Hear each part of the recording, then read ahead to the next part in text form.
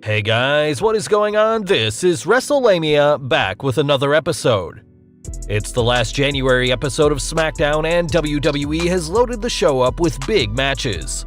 Join us now as Wrestlelamia analyzes the 31 January episode of the Blue Brand, as well as the wildest news, stories, and rumors you need to know, including more details on the WWE's financial failings, the latest on the revival status in the WWE, a major change to live events, a possible big name returning to WWE, and more.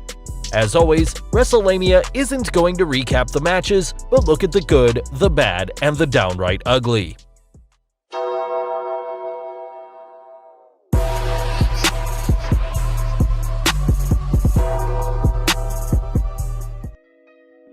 The good. Consistency counts. Once again, Friday Night SmackDown put on a consistently entertaining show. While Wrestlelamia won't say any one match was spectacular on tonight's show, every match was entertaining, although the show wasn't perfect, as we'll discuss later. It's good to see the WWE putting on consistent shows, and although we'd like to see spectacular matches and segments from start to finish, we'll settle for consistently good ones for now. The Miz and Morrison get closer to the New Day. The Miz and Morrison's win tonight in the Fatal 4-Way bout to determine the number one contenders for the SmackDown Tag Team Championship was another step in the right direction, as the WWE builds them up as a legitimate threat to the New Day.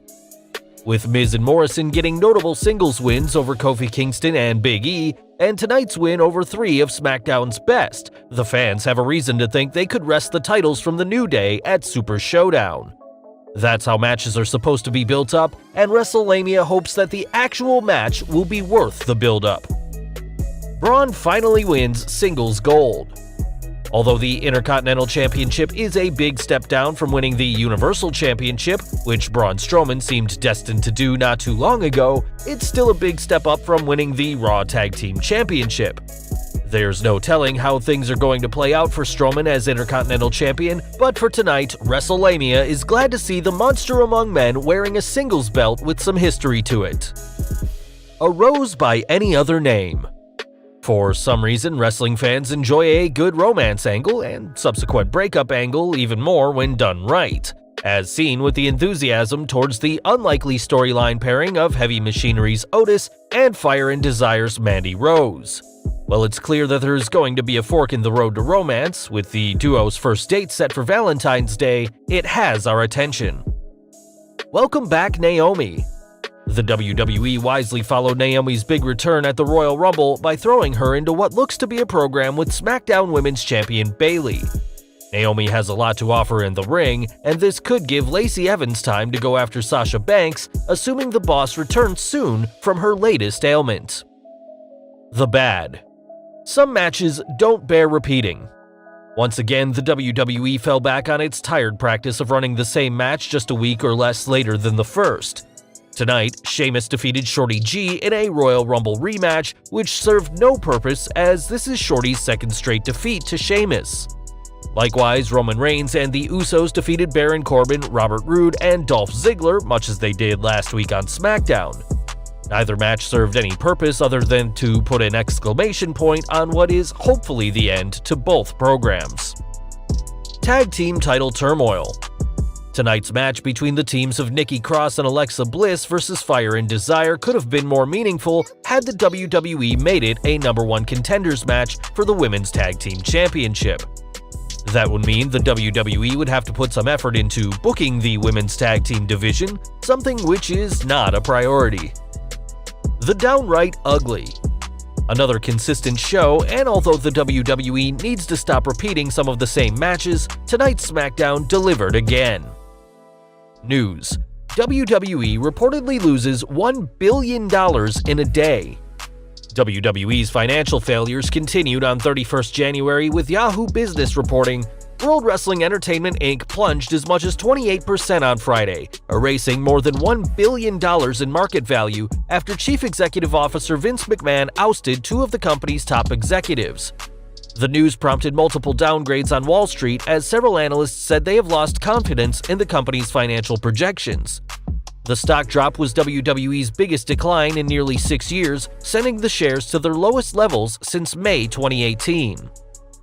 Several financial analysts reduced the rating of the stock, and sadly for WWE, they weren't imprecise ratings like a 5-star system, but exact dollar figures, with more than one analyst downgrading the rating from $80 to $50, a huge drop. Not everyone agreed, with one analyst recommending the stock as worthy of a buy rating, valuing the stock at $92 based on the idea that, given the known step up in the domestic TV rights deal, we do not believe the company is in a precarious financial position. However, short of a fantastic showing during the 6 February quarterly earnings report, this could only be the beginning of WWE's financial troubles. And for some superstars, the promotion's problems are already affecting them, as seen by our next story. Another reason to leave WWE. As bad as WWE's finances seem to be, the promotion is giving some of its wrestlers more to be concerned about. As you've no doubt heard, at least if you stay up to date via our news videos, the WWE is cutting back on some of its live events, aka house shows. While the WWE is putting its usual corporate spin on things that the promotion wants to lighten its workers' workload, WrestleMania thinks the major reason is the drop in live event attendance and that the WWE may not be making enough money to make running them profitable. This, in turn, is said to have some wrestlers upset, with the latest edition of the Wrestling Observer mentioning that there was a good amount of talent who had no idea about the cutback in house shows until they got their February booking sheets and saw how much it was cut down.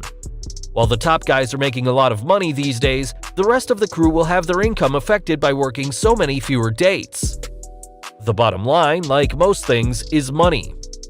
One noted that there was a happy medium between 4 shows a week in TV and maybe 2 more shows every other week, and it'll affect both pay and, for the big stars, will hurt their merch sales significantly, so many are unhappy about how this went down. The Observer noted that NXT runs more shows than Raw or SmackDown, but NXT talent are paid a flat fee as opposed to per show. After consulting Wrestlelammia's historical archives, which date back to Abraham Lincoln's early years in the squared circle, we couldn't help but notice this similar problem occurred during WWF's dark days in 1995, with undercard wrestlers barely making ends meet as live event business suffered. This current situation is another sign the WWE is taking on water. The Revival's recent release request. Scott Dawson and Dash Wilder are still seeking a release from the WWE, at least according to Wrestling Observer Live's Brian Alvarez. I can tell you this: last week, the Revival asked for the release again. They were not given the release, they desperately want out. This has some people in WWE amazed, as the company reportedly continues to tempt them with even bigger paydays. In an exclusive report, Bodyslam.net's Cassidy Haynes revealed the Revival were offered another huge deal, which was said to be higher than the $700,000 per year that the club were given, which the Revival again turned down. I was told that the two are, quote, just ready to go. Scott Dawson's WWE contract is set to expire sometime in April, and Dash Wilder's is up in June. That could be the case, as Scott Dawson recently tweeted, "Tag team wrestling doesn't draw money."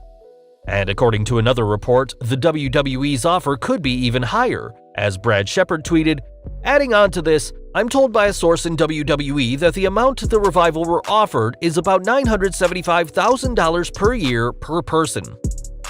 Money doesn't seem to be a factor, but it's clear the WWE is trying to keep the duo, even if it's only to keep AEW from using them, something which could be the Revival's biggest reason for apparently wanting to bolt. Wilder and Dawson love tag team wrestling, and while the WWE has a strong tag team division, it's questionable how much WWE values it compared to other promotions. Do you think the Revival should take WWE's money, or look elsewhere? Is AEW holding off on Hangman heel turn? The ongoing storyline in AEW involving Hangman Adam Page and Kenny Omega had fans thinking Page might turn heel on Omega. At other times, it looked like Omega might turn heel. However, the duo has been on the same page of late, with Page and Omega recently capturing the AEW World Tag Team Championship. In wrestling, a breakup can happen quickly or take time, and it's clear AEW has been brewing this one slowly. However, who's going to turn on the other one? Dave Meltzer discussed the situation on a recent episode of Wrestling Observer Radio. Obviously, the build right now is Omega. I think the pay-per-view is going to be Omega and Page versus the Young Bucks, and maybe there is where Omega and Page do their split, because obviously they're gonna split at some point. At this point, either grappler could work as a heel, and it's mere speculation to say which wrestler will work as a heel. For now, AEW should capitalize on the big matches it can run between Omega and Page and AEW's other teams, including the upcoming title bout with the Young Bucks. John Cena's latest WrestleMania status. Like The Rock, John Cena is a busy man, with Hollywood taking up most of his time. Thus, any wrestling appearances are difficult to book around his shooting schedule. Nonetheless, Cena has discussed wanting to appear in some capacity at this year's Showcase of the Immortals, but will he? Let's see what Brad Shepard has to say. According to a source in WWE, John Cena is hopeful to do something at WrestleMania, but it isn't a sure thing. It would likely be something last minute if it happened. If that changes, I'll likely know. I reported last WrestleMania what he would be doing weeks in advance after all.